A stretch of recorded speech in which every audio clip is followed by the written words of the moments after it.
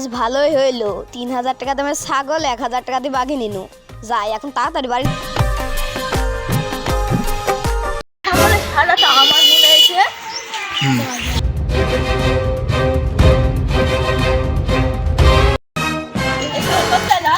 এই দেখো এখানে একটা ছেলেটা আমাকে বেচলো। এই ছাগলটা আমার মনে আছে, চলো চলো দেখি কেনা হয়েছিল। আচ্ছা চলো।